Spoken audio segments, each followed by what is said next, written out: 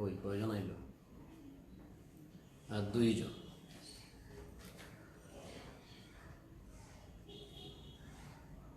সবাইকে স্বাগতম। একটু দেরি হয়ে গেল, আমার মোবাইলে চার্জ ছিল না, তাই একটু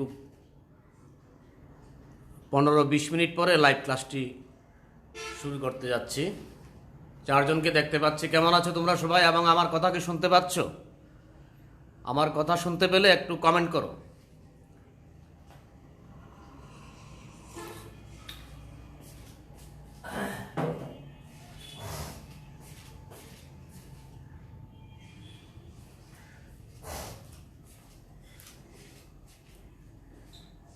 চোখে দেখি না কিচ্ছু। এই জায়গায় থাকো তুমি। ওকে, গতদিন আমরা পড়ছিলাম বেনজিনের বিভিন্ন প্রতিস্থাপন বিক্রিয়া।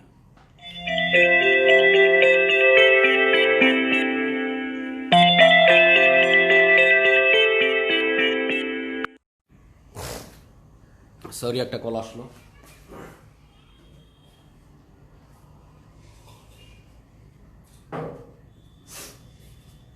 শোনা যাচ্ছে? আচ্ছা, গতদিন আমরা এইরকম বিক্রিয়াগুলো করছিলাম।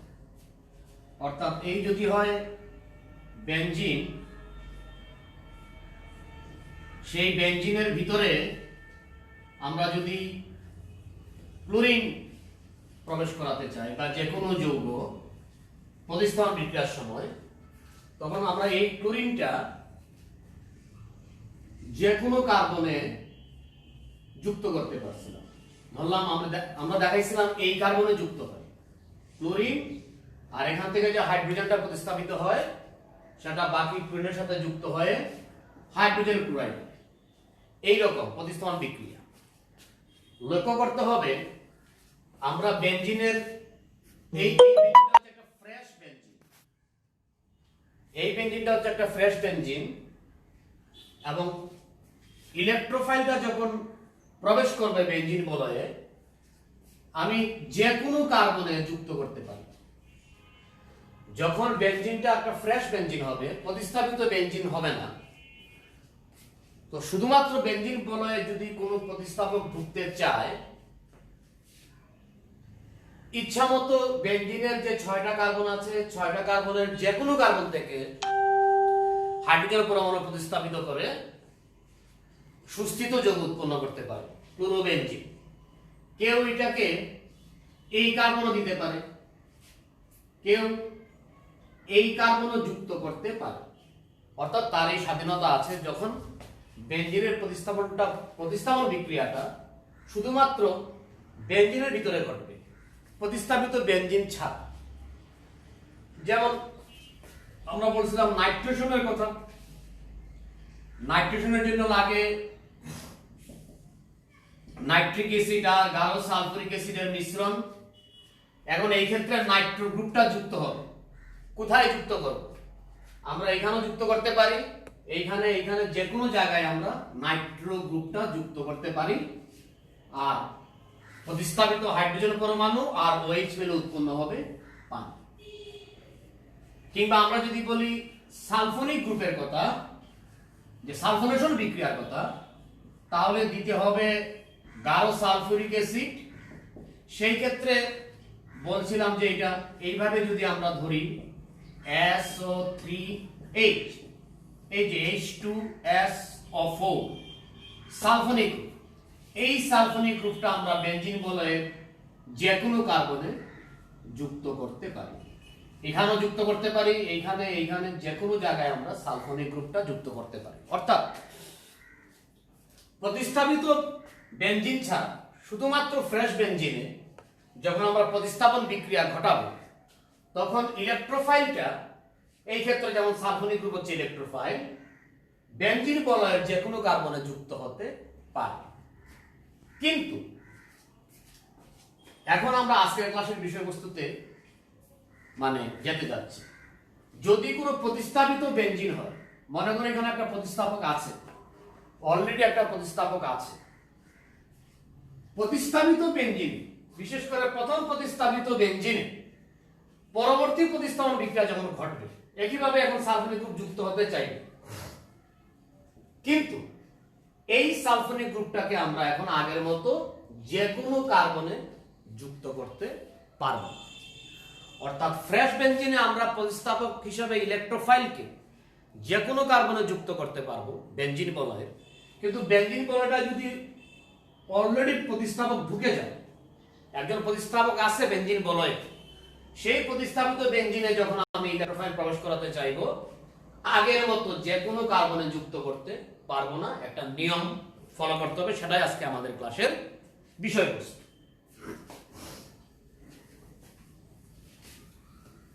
তো প্রথম কিছু পজিশন আমরা দেখে ফেলি।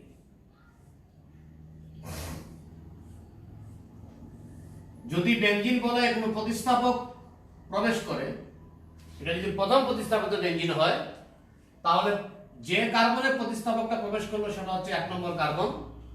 তারপরে ঘড়ির কাঁটার দিকে যদি আমরা ঘড়ি ক্লকওয়াইজ 1 2 3 4 5 6, তাহলে 2 এবং 6 কে বলা হচ্ছে অর্থ পজিশন।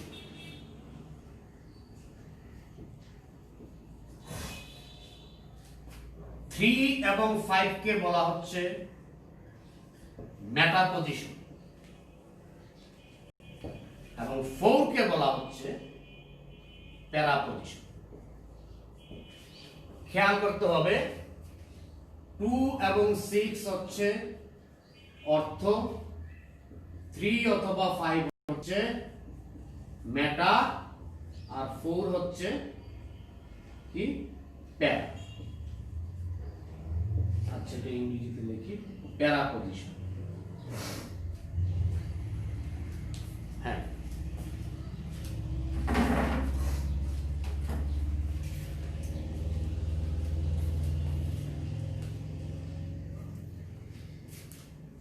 এই হচ্ছে আমাদের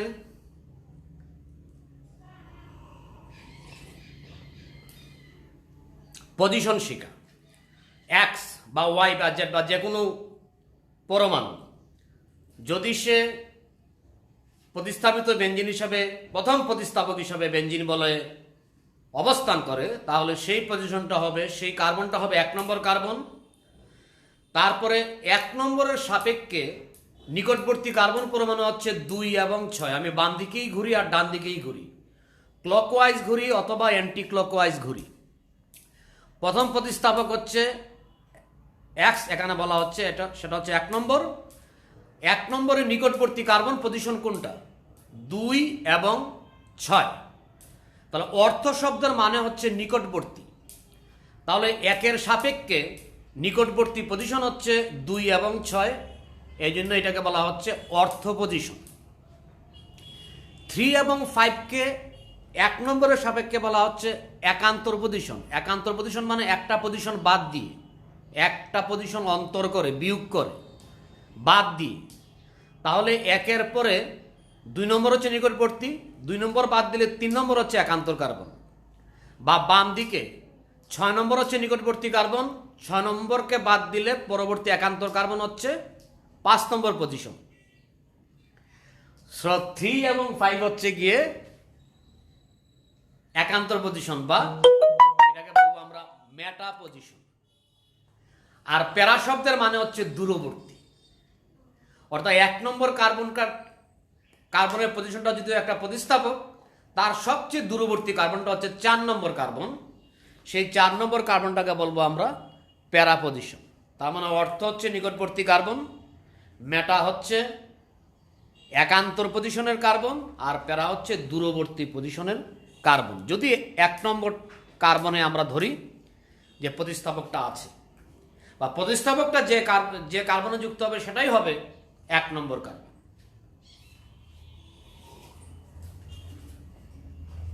বিক্রিয়া যখন ঘটবে তখন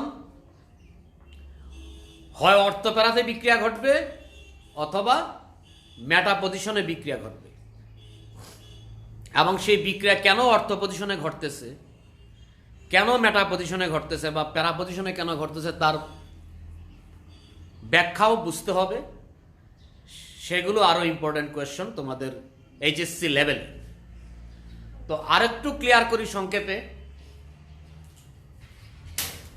প্রথমে বলছিলাম আমরা যে বেঞ্জিন বলয়ে শুধুমাত্র প্রতিস্থাপক ছাড়া যে বেঞ্জিন বলয়, সেই বেঞ্জিন বলয়ে যখন কোনো ইলেকট্রোফাইল ঢুকবে যে কোনো পজিশনে ঢুকতে পারে।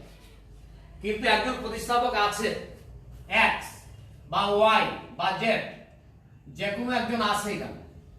তাহলে এখন যে পরবর্তী ইলেকট্রোফাইল, সেকেন্ড ইলেকট্রোফাইল যখন ঢুকবে, তখন আগের মতো ফ্রেশ বেঞ্জিনে যে কোনো কার্বনে যেমন আমরা ইলেকট্রোফাইল প্রবেশ করাইছিলাম, এরকম ভাবে প্রবেশ করবে না, একটা নিয়ম মেনে করতে হবে। সেটা হয় অর্থপ্যারাতে ঢুকবে অথবা মেটাতে ঢুকবে। আর তোমাদের বোঝার সুবিধার্থে খুব বেশি গভীরে যাচ্ছি না। যদি ক্লকওয়াইজ ধরি, 2 অর্থ পজিশন, 6 অর্থ পজিশন, আমরা অর্থ প্রোডাকশনটা শুধুমাত্র 2 তে রাখবো। 3 মেটা পজিশন, 5 মেটা পজিশন, দুটো পজিশন আমরা শুধুমাত্র 3 তে রাখবো। আর 4th প্যারা পজিশন একটাই, সেটা মাত্র 4 এই থাকবে। অর্থাৎ আমি বলতে চাচ্ছি, আমি যখন বিক্রিয়া করব, অর্থ পজিশন আমরা 2 ধরবো, 2 এবং 6 এর ভিতরে 2 ধরবো, মেটা পজিশন 3 এবং 5 এর ভিতরে 3 ধরবো, আর প্যারা পজিশন হচ্ছে 4 পজিশন। আচ্ছা, তাহলে আমাদেরকে প্রথম বুঝতে হবে অর্থ প্যারা নির্দেশক গ্রুপ কারা কারা, আর মেটা নির্দেশক গ্রুপ কারা। অর্থ প্যারা নির্দেশক গ্রুপ কারা কারা। কিভাবে অর্থ প্যারা গ্রুপের সৃষ্টি হয়? আমি যদি এই একটা বেঞ্জিন বলয় আঁকলাম, এখানে কে থাকতে পারে অর্থ প্যারাতে? যেমন মিথাইল গ্রুপ অথবা অ্যামিনো গ্রুপ অথবা ফেনল, এরা যদি থাকে। আরো আছে, যদি বইয়ের দিকে আমরা যাই,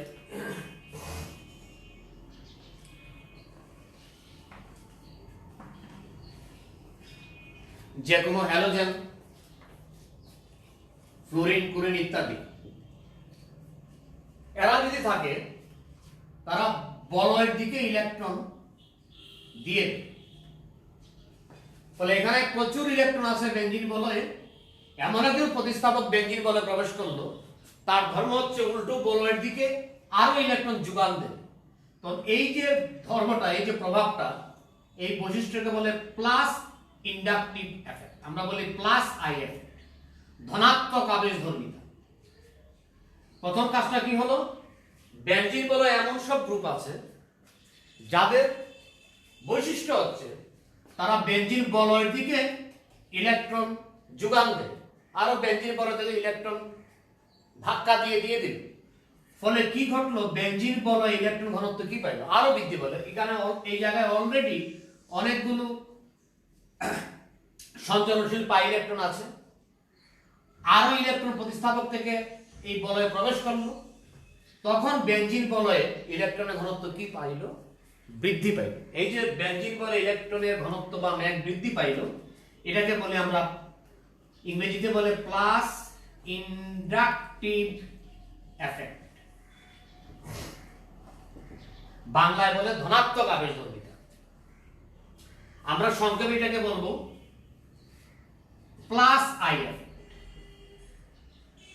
ইন্ডাকটিভ এফেক্ট, ধনাত্মক আবেশ ধর্মিতা। এর ফলে কি ঘটে? বেঞ্জিন সক্রিয়। কি হবে? বেঞ্জিন বলয় সক্রিয় হবে। আর 3 নম্বরটা হচ্ছে রূপ, ভেরি ইম্পর্টেন্ট। পরবর্তী প্রতিস্থাপন অর্থ মানে 2 এবং দেখা যাচ্ছে নিচে অর্থ এবং প্যারা প্যারা মানে ফুল অবস্থানে ঘটে। এই আবার যদি বলতে চাই আমরা, বেঞ্জিন অর্থপরা নির্দেশক কাকে বলে? অর্থাৎ বেঞ্জিন বলয়ে এমন কোন প্রতিস্থাপক আছে, যেমন এক্সাম্পল হিসেবে আমরা দিচ্ছি মিথাইল গ্রুপ অথবা অ্যামিনো গ্রুপ অথবা হাইড্রোক্সি গ্রুপ, হ্যালোজেন গ্রুপ, আপাতত এইগুলোই থাক, তোমাদের বই আরো অনেকগুলো গ্রুপ আছে। আচ্ছা, এদের উপস্থিতির কারণে কি ঘটে? তারা বলয়ের দিকে আরো ইলেকট্রন যোগান দেয়। এই যে ধর্মটা, এটাকে বলি আমরা ধনাত্মক আবেশধর্মিতা বা প্লাস ইন্ডাকটিভ এফেক্ট। আমাদের জৈব রসায়নের জন্য এই জিনিসটা জানা থাকা খুবই জরুরি। এর ফলে কি ঘটে? বেঞ্জিন বলয়ে ইলেকট্রন ঘনত্ব বৃদ্ধি পায়, ফলে বেঞ্জিন বলয় কি হয়? আরো সক্রিয় হয়। আর 3 নম্বরটা হচ্ছে ইম্পর্টেন্ট বিষয়, অর্থাৎ এই কারণেই বেঞ্জিন বলয় সক্রিয় হয় বলেই পরবর্তী ইলেকট্রোফাইল অর্থাৎ সেকেন্ড ইলেকট্রোফাইলটা যখন বেঞ্জিন বলয়ে প্রবেশ করবে, তখন কোথায় আক্রমণ ঘটবে, কোথায় প্রতিস্থাপন বিক্রিয়া ঘটাবে? হয় অর্থ পজিশনে ঘটাবে অথবা প্যারা পজিশনে ঘটাবে। এখন কেন অর্থ পজিশনে ঘটাবে বা প্যারা পজিশনে ঘটাবে, কেন মেটা পজিশনে নয়, সেটাও আমাদেরকে মেকানিজমের মাধ্যমে বুঝতে হবে, রেজোন্যান্স স্ট্রাকচারের মাধ্যমে বুঝতে হবে। আমরা মেটা অবস্থানের কথা পরে আলোচনা করি স্টেপ বাই স্টেপ। আমরা শুধুমাত্র আজকে অর্থপ্যারা নিয়েই থাকি, যে অর্থপ্যারা বিক্রিয়া। এখানে আমরা কি বলতে পারতাম? এই বেঞ্জিন বলয় সক্রিয় হয় কেন? ইলেকট্রন ঘনত্ব বৃদ্ধি পায়, এই কারণে বেঞ্জিন বলয়টা সক্রিয় হয়। এখানে অলরেডি সঞ্চরণশীল ইলেকট্রন আছে। ইলেকট্রোফাইল হিসেবে এই সমস্ত যৌগ প্রবেশ করার কারণে যখন একটা প্রতিস্থাপিত বেঞ্জিন উৎপন্ন হইল, সেই প্রতিস্থাপিত বেঞ্জিনের বৈশিষ্ট্য কি? যে প্রতিস্থাপক ফার্স্ট ইলেকট্রোফাইল হিসেবে যখন প্রতিস্থাপক যে ঢুকলো, তার চরিত্রের উপর নির্ভর করবে পরবর্তী ইলেকট্রোফাইল বাকি যে 5টা কার্বনে আছে সেই কার্বনের কোথায় যুক্ত হবে। আমরা বলছি এই সমস্ত গ্রুপ যদি বেঞ্জিন বলয়ে থাকে, তাহলে বেঞ্জিন বলয়ে ইলেকট্রন ঘনত্ব বৃদ্ধি পায়, ফলে বেঞ্জিন বলয় আরো বেশি সক্রিয় হয়। এবং এই জন্যই পরবর্তী প্রতিস্থাপনটা কোথায় ঘটবে? হয় অর্থতে ঘটবে, এখানে ঘটবে, অথবা এই জায়গায় ঘটবে। দুইটা একসাথে ঘটবে, অর্থ পজিশনে এবং প্যারা পজিশনে। আমরা বিক্রিয়ায় চলে যাই।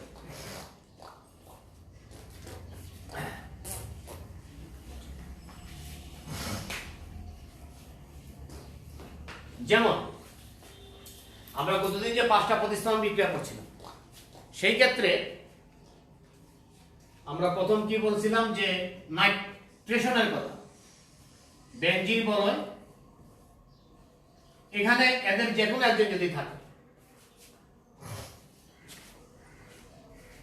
এখানে মনে করো এই মিথাইল গ্রুপই আছে, এখন যদি এখানে আমি নাইট্রেশন করতে চাই,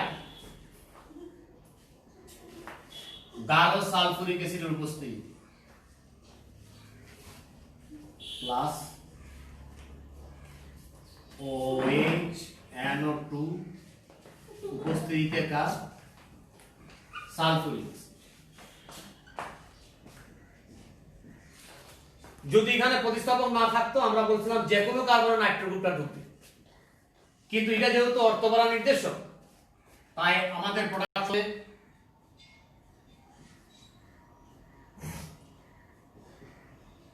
একটা অর্থ পজিশনে নাইট্রো গ্রুপ ঢুকবে, আর একটা প্যারা পজিশনে নাইট্রো গ্রুপ। আর শত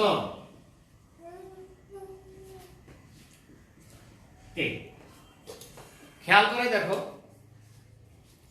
আমরা বলছিলাম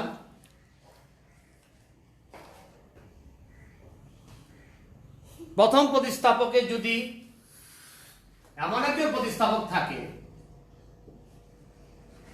যে অর্থপরা নির্দেশক গ্রুপ, ফলে পরবর্তী প্রতিস্থাপন ফলে পরবর্তী প্রতিস্থাপন বেনজিন বলয়ের যে কোনো কার্বনে হবে না। যেহেতু এটা অর্থকরা নির্দেশক গ্রুপ, তাই পরবর্তী প্রতিস্থাপনটা নাইট্রো গ্রুপ, একটা অর্থ প্রোডাকশন হবে আর একটা হবে প্যারা প্রোডাকশন। যদি ধরে এটার নাম ছিল, বাণিজ্যিক নাম ছিল টলোইন, তাহলে এটার নাম হবে অর্থ নাইট্রোটোলোইন, অর্থ নাইট্রোটোলোইন। এটার নাম হবে প্যারা নাইট্রোটোলোইন। এইরকম একটা হচ্ছে অর্থ নাইট্রোটোলোইন, আর একটা হচ্ছে অর্থাৎ দুটো প্রোডাকশন হবে, একটা অর্থ প্রোডাকশন, একটা প্যারা প্রোডাকশন। এখান থেকে যেহেতু একটা হাইড্রোজেন প্রতিস্থাপিত হয়েছে, তাহলে হাইড্রোজেন আর হাইড্রোক্সি মূলক মিলে হবে পানি। এখান থেকে একটা হাইড্রোজেন প্রতিস্থাপিত হয়েছে, সেই হাইড্রোজেন এবং হাইড্রোক্সি মূলক যুক্ত হয়ে যাবে পানি, তাহলে দুই অণু পানি সৃষ্টি হবে। যেহেতু দুই অণু পানি সৃষ্টি হবে বা দুইটা প্রতিস্থাপককে দুইটা ইলেকট্রোফাইল যুক্ত হয়েছে, সুতরাং এখানেও কি দিতে হবে, সমতা বিন্যাস অনুযায়ী এই জায়গাতেও আমরা নাইট্রিক অ্যাসিড দুই অণু। এই হচ্ছে সামগ্রিক ভাবে। আচ্ছা, একটা বিক্রিয়ার দ্বারাই আমরা বাকি সব বিক্রিয়া একই রকম হবে। নামটা যদি আমরা নাও বলতে পারি, বিক্রিয়াটুকু আমরা বলতে পারব। এখানে কেন এইরকম ঘটনা ঘটলো? কারণ বিক্রিয়ক যে আছে বাম দিকে, সবার বামে যে আছে বিক্রিয়ক, সে ফ্রেশ বেনজিন নয়, সে হচ্ছে একটা প্রতিস্থাপিত বেনজিন। প্রতিস্থাপিত বেনজিন হওয়ার কারণে প্রতিস্থাপকের ক্যারেক্টারের উপরে নির্ভর করবে সেকেন্ড ইলেকট্রোফাইলটা বেনজিন বলয়ের কোন কার্বনে প্রবেশ করবে। হয় অর্থপ্যারাতে প্রবেশ করবে অথবা মেটা কার্বনে প্রবেশ করবে। হয় 2 নম্বর এবং 6 নম্বর কার্বনে, 2 নম্বর অথবা 2 নম্বর এবং 4 নম্বর কার্বনে প্রবেশ করবে, অথবা 3 নম্বর এবং 5 নম্বর কার্বনে, 3 নম্বর কার্বনে প্রবেশ করবে যদি মেটা হয়।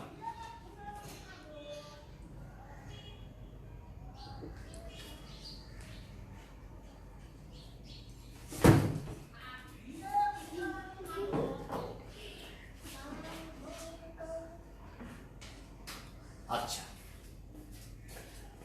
ধরো এই জায়গায় ছিল অ্যামিনো গ্রুপ, তাহলে একই রকম অ্যামিনো গ্রুপটা থাকবে এরকম বিক্রিয়া ঘটতেই থাকবে। কিংবা ধরো ছিল OH হাইড্রোক্সি গ্রুপ ফেনল, তাহলে একই রকম OH OH। কিংবা এখানে ক্লোরিন যদি থাকে, ক্লোরোবেনজিন, তাহলে একই রকম বিক্রিয়া হবে। তোমরা ইচ্ছা করলে বোঝার জন্য স্ক্রিনশট দিয়ে রাখতে পারো, স্ক্রিনশট দিয়ে রাখার পরে তাহলে তোমরা বুঝতে পারো।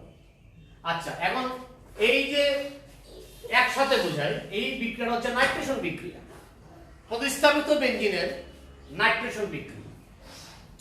তাহলে আমরা এইভাবে 4টা বিক্রিয়া মনে রাখতে পারি। অর্থাৎ যদি বেনজিন বলয়ে প্রতিস্থাপক হিসেবে মিথাইল গ্রুপ থাকে, অথবা অ্যামিনো গ্রুপ থাকে, অথবা OH গ্রুপ থাকে, অথবা যে কোনো হ্যালোজেন গ্রুপ থাকে, এই সবাই যদি এই কার্বনে যুক্ত থাকে প্রতিস্থাপক হিসাবে, এই সবগুলো জিনিসকে আমরা এ প্রতীক দ্বারা চিহ্নিত করব। এ অর্থাৎ এখানে মিথাইল গ্রুপ থাকলেও যে কথা হবে, অ্যামিনো গ্রুপ থাকলে একই কথা, হাইড্রোক্সি গ্রুপ থাকলে একই কথা, ক্লোরিন যদি থাকে যুক্ত প্রতিস্থাপক হিসাবে একই কথা। এরা সবাই হচ্ছে অর্থপ্যারা নির্দেশক গ্রুপ। এবং সহজে বোঝানোর জন্য সবগুলো গ্রুপের আমি একটা সিম্বল দিলাম এ। তাহলে এটা এই জায়গাতেই থাকবে, এবং এখানে যদি নাইট্রেশন বিক্রিয়া ঘটে তাহলে নাইট্রো গ্রুপটা যুক্ত হবে কোথায়, অর্থ পজিশনে এবং প্যারা পজিশন। এখন একই বিক্রিয়া 2 নম্বর, আমি এখানে করতে চাই সালফোনেশন। সালফোনেশন মানে গাঢ় সালফুরিক অ্যাসিড 100 ডিগ্রি সেন্টিগ্রেড তাপমাত্রা। এবং এটা বোঝার জন্য আমি বলছিলাম সালফুরিক অ্যাসিড মানে সালফোনেশন বিক্রিয়া। সালফোনেশন বিক্রিয়া মানে এখানে OH আর SO3 এই সালফোনিক গ্রুপ, এই হচ্ছে ইলেকট্রোফাইল। এই ইলেকট্রনটা কোথায় যুক্ত হবে? এই নাইট্রো গ্রুপের জায়গায় এখন যুক্ত হয়ে যাবে সালফোনিক গ্রুপ। সালফোনিক গ্রুপ এইভাবে বিক্রিয়া চলতেই থাকবে। একই রকম এখানে 2 হবে, যেহেতু দুইটা প্রোডাকশন 2 অনুপাত। তাহলে আমরা কি শিখলাম? বিশেষ করে এই চারটা তোমাদের এইচএসসি লেভেল, যে অ্যালকাইল গ্রুপ মানে মিথাইল গ্রুপ বা অ্যামিনো গ্রুপ বা হাইড্রোক্সি গ্রুপ বা যে কোনো হ্যালোজেন গ্রুপ যদি থাকে, সেখানে যদি গত ক্লাসের মতো প্রতিস্থাপন বিক্রিয়া চলতে থাকে, তাহলে প্রোডাকশন হবে দুইটা, একটা হবে অর্থ প্রোডাকশন আর একটা হবে প্যারা প্রোডাকশন। আচ্ছা, এখন 3 নম্বর বিক্রিয়া।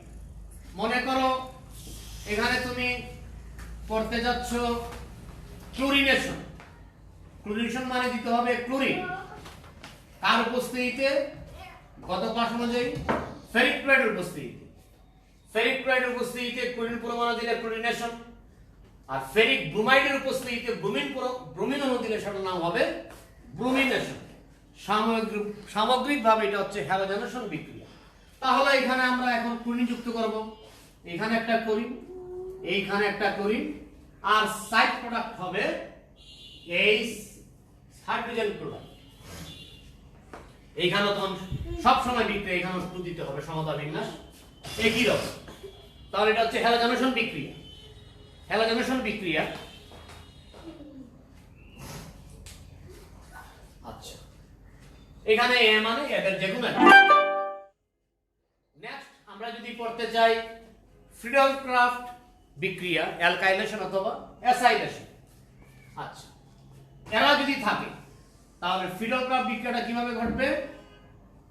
আমরা বলছিলাম যে ফ্রিডল-ক্রাফট বিক্রিয়া কার উপস্থিতিতে ঘটে? এখানে দিলাম শুষ্ক অ্যালুমিনিয়াম ক্লোরাইড, আমি এখানে দিলাম এই মনে করো মিথাইল ক্লোরাইড। তাহলে মিথাইল গ্রুপটা যুক্ত হবে। এখানে আগে থেকে মিথাইল গ্রুপ থাকুক কিংবা যে কোনো অর্থপরা নির্দেশক গ্রুপ থাকুক, সেকেন্ড প্রতিস্থাপনের ফ্রিডল-ক্রাফট অ্যালকাইলেশনের ক্ষেত্রে এই আর গ্রুপটা বা মিথাইল গ্রুপটা এখন এইখানে গিয়ে যুক্ত হবে 2 অর্থ পজিশনে এবং প্যারা পজিশনে। আর যদি থাকে অ্যাসাইল গ্রুপ CH3COCl, তাহলে এখন অ্যাসাইল গ্রুপটা গত ক্লাসে বলছিলাম অ্যাসাইল গ্রুপটা হচ্ছে এইটা। আর লেখার সময় আগে বলতে হবে CO তারপরে CH3। এখানেও কি হবে CO CH3। পুরো ক্লাসটা প্রথম থেকে আবার যদি তোমরা দেখো তাহলে আমরা অটোমেটিক তোমরা বুঝতে পারবে যে একটা রিঅ্যাকশন দ্বারা, এখানে কিন্তু একটা রিঅ্যাকশন মানে 1 2 3 4 চারটা রিঅ্যাকশন, মোটামুটি 4 4 4 4 16টা রিঅ্যাকশন আমরা পরে ফেলেছি যদি প্রথম থেকে বলি। এখানে বিক্রিয়ক কি 4 ধরনের, একই বিক্রিয়ক 4 প্রকার। সুতরাং এখানে যদি ফ্রিডল-ক্রাফট অ্যাসাইলেশন ঘটে, মিথাইল মূলক থাকলে এই বিক্রিয়া ঘটবে, অ্যামিনো মূলক থাকলে এই বিক্রিয়া ঘটবে, ফেনল থাকলো, OH মূলক থাকলে এই বিক্রিয়া ঘটবে, হ্যালোজেন মূলক থাকলো এরকম বিক্রিয়া ঘটবে। তার মানে একটা বিক্রিয়া, এখানে একটা বিক্রিয়া মানে এখানে অনেক ধরনের বিক্রিয়া হবে। এই হচ্ছে অর্থপ্যারা নির্দেশক। বেনজিন বলয়ে যদি অর্থপ্যারা নির্দেশক গ্রুপ থাকে, কিভাবে অর্থপ্যারা নির্দেশক গ্রুপের সৃষ্টি হয়? আমরা শুরু ক্লাসে বলছিলাম যে বেনজিন বলয়ে ইলেকট্রন সঞ্চালনশীল পাই ইলেকট্রন আছে।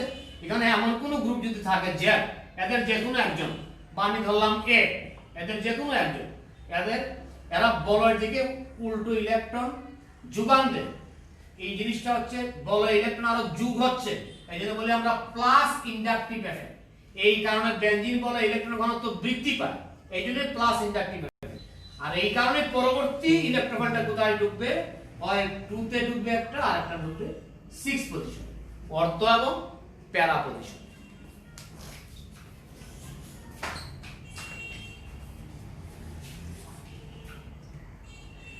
আচ্ছা,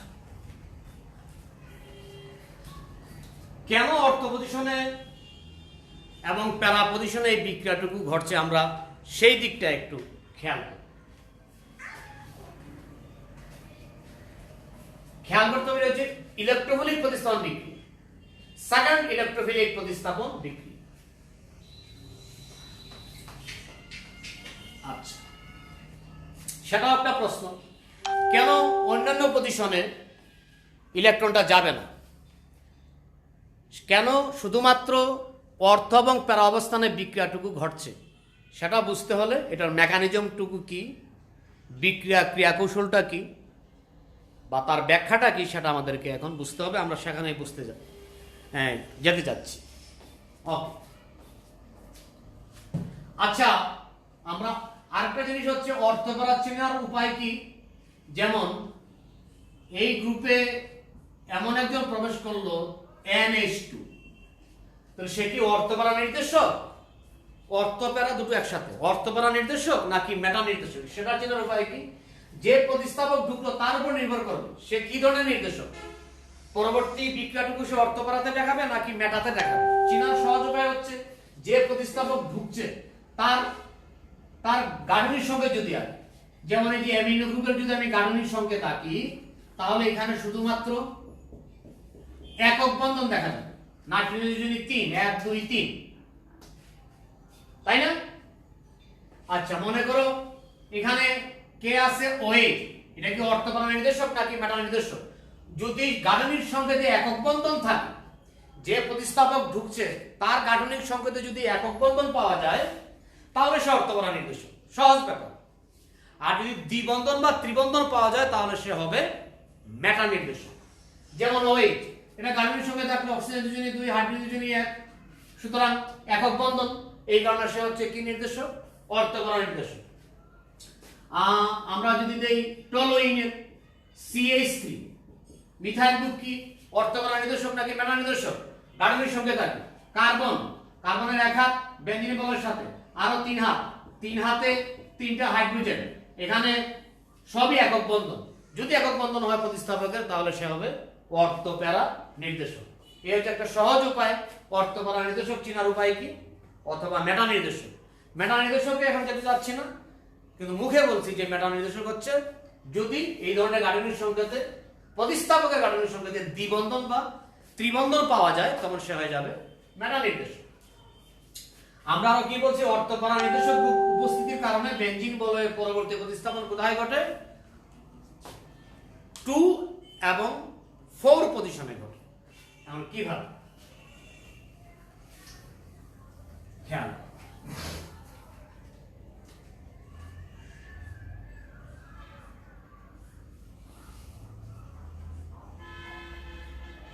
এই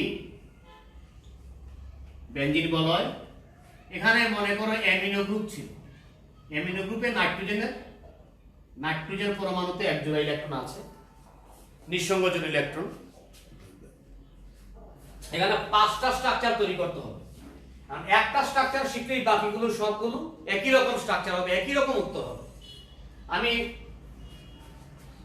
বলছিলাম যে মিথাইল গ্রুপ আছে, অ্যামিনো গ্রুপ আছে, ফেনল আছে, হ্যালোজেন আছে, এদের সবারই একই রকম স্ট্রাকচারটা হবে, রেজোনেন্স স্ট্রাকচার একই রকম হবে। ফলে একটা যদি আমরা শিখি তাহলে সবগুলো আনসার আমরা করতে পারবো। শুরু করি, এ হচ্ছে 1 নম্বর স্ট্রাকচার। আরো যদি বলি এই কার্বনটা হচ্ছে 1 নম্বর কার্বন, যেহেতু এখানে প্রতিস্থাপক ঢুকছে, এটা 2 নম্বর কার্বন, এটা 3 নম্বর, এটা 4 নম্বর, এটা 5, এটা 6 নম্বর।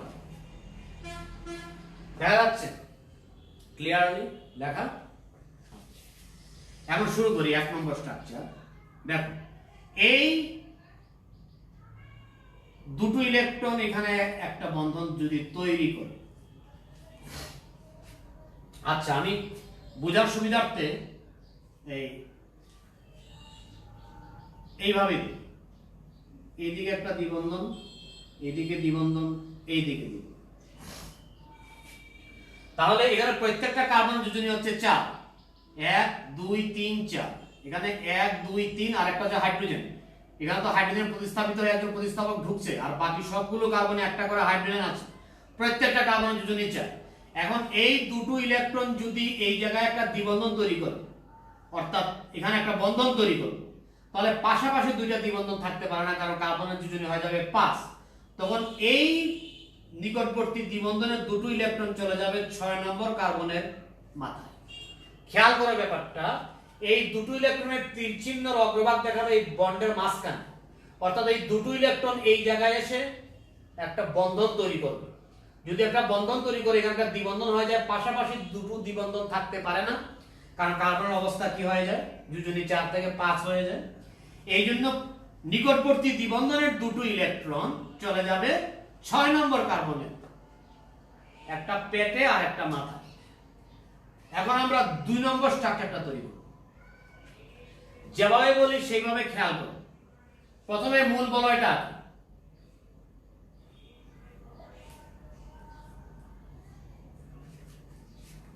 ওকে, এটা 2 নম্বর স্ট্রাকচার। আর একটু সুন্দর করে আঁকি।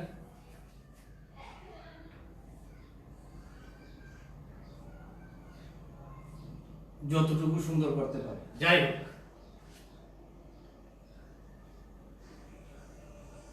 2 নম্বর স্ট্রাকচার, এই দুটো তীরচিহ্নের উপর খেয়াল করো। এখানে কি বলছে যে এই দুটো ইলেকট্রন এখানে একটা তো আগে থেকেই বন্ধন ছিল, আর একটা বন্ধন এসে তৈরি হলো NH2।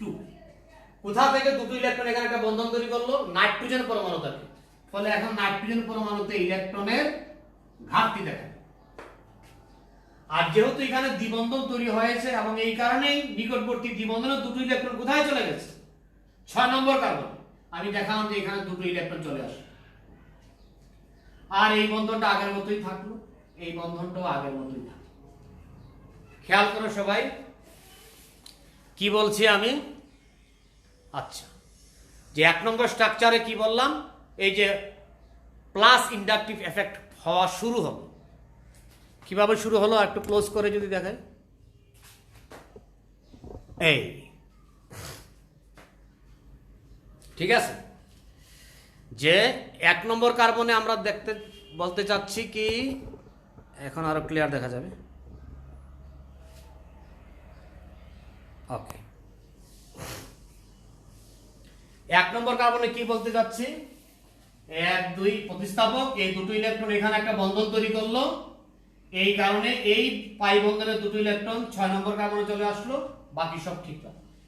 আমাদের পর্যায়ক্রমে আমরা কি দেখাবো, যে এখন যেখানে সিঙ্গেল বন্ড আছে সেখানে তৈরি হবে ডাবল বন্ড, আর ডাবল বন্ড যেগুলো আছে সেগুলো হয়ে যাবে সিঙ্গেল বন্ড।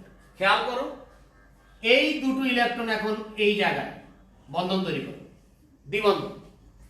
এই দুটো ইলেকট্রন যদি এখানে দ্বিবন্ধন তৈরি করে, তাহলে আবারও পাশাপাশি দুটো দ্বিবন্ধন হয়ে যায়, তখন নিকটবর্তী দ্বিবন্ধনের দুটো ইলেকট্রন চলে যাবে 4 নম্বর কার্বনের মাথায়। 4 নম্বর কার্বনের মাথায়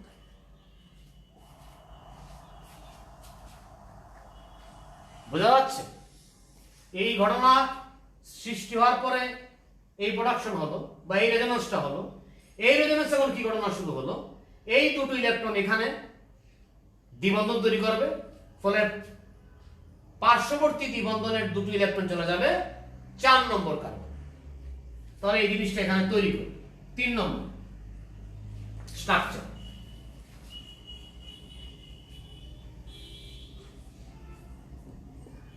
উপরে কোনো পরিবর্তন হবে না।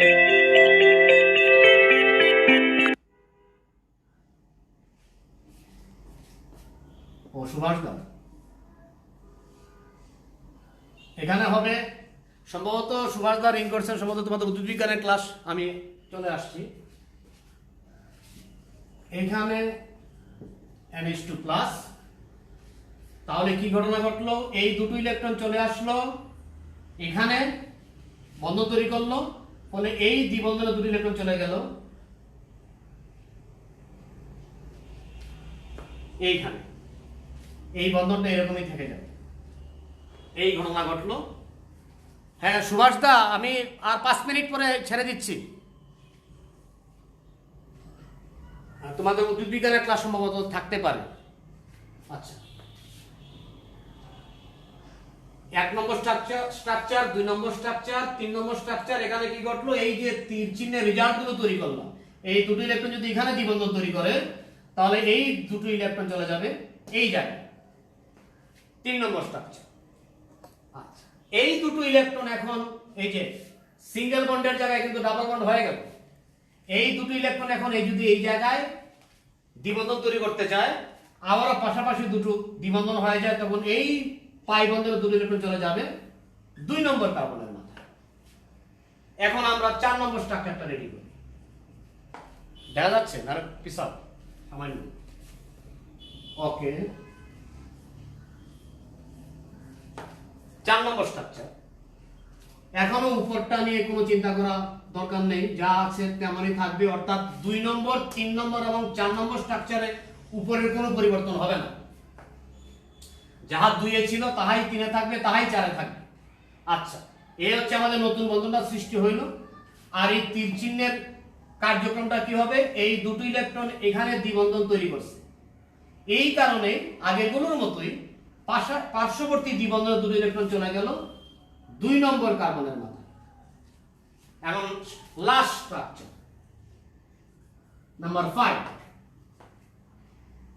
তোমরা খেয়াল করো, প্রথমে যে বলছিলাম 1 নম্বর স্ট্রাকচারে দেখো, যেখানে দ্বিবন্ধন আছে সেখানে হয়ে গেছে সিঙ্গেল বন্ড, আর যেখানে সিঙ্গেল বন্ড ছিল সেগুলো হয়ে যাচ্ছে ডাবল বন্ড, তাই না? ওকে, এখন লাস্ট এই দুটো ইলেকট্রন এই জায়গায় দ্বিবন্ধন তৈরি করবে, ফলে আবারও পাশাপাশি দুটো দ্বিবন্ধন, তখন এখানকার দ্বিবন্ধনের দুটো ইলেকট্রন নাইট্রোজেন পরমাণুতে আবার ফেরত যাবে এই জায়গার মধ্যে। যেখান থেকে আসছিল দুটো ইলেকট্রন এখানে দ্বিবন্ধন তৈরি করছিল, সেই দ্বিবন্ধনের দুটো ইলেকট্রন আবার নাইট্রোজেন পরমাণুতে ফেরত যাবে। লাস্ট স্ট্রাকচার যদি তৈরি করি,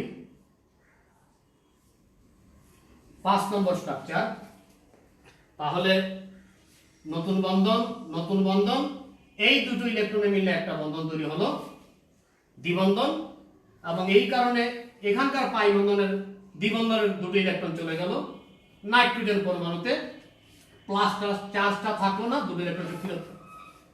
খেয়াল করো, 1 নম্বর স্ট্রাকচারের ঠিক উল্টো স্ট্রাকচার হচ্ছে 5 নম্বর স্ট্রাকচার।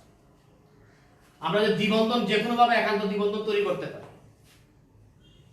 সহজে চলে আসছি। এই যে 2, 3 এবং 4 নম্বর স্ট্রাকচার আমরা কি দেখতে পাচ্ছি, যেহেতু বেনজিন বলের বিক্রিয়া হচ্ছে প্রতিস্থাপন বিক্রিয়া, দ্বিতীয় ইলেকট্রোফাইল কোথায় গিয়ে আক্রমণ করলে ইলেকট্রন পাবে, এটা হচ্ছে 6 নম্বর কার্বন, এটা হচ্ছে 4 নম্বর কার্বন, এটা হচ্ছে 2 নম্বর কার্বন।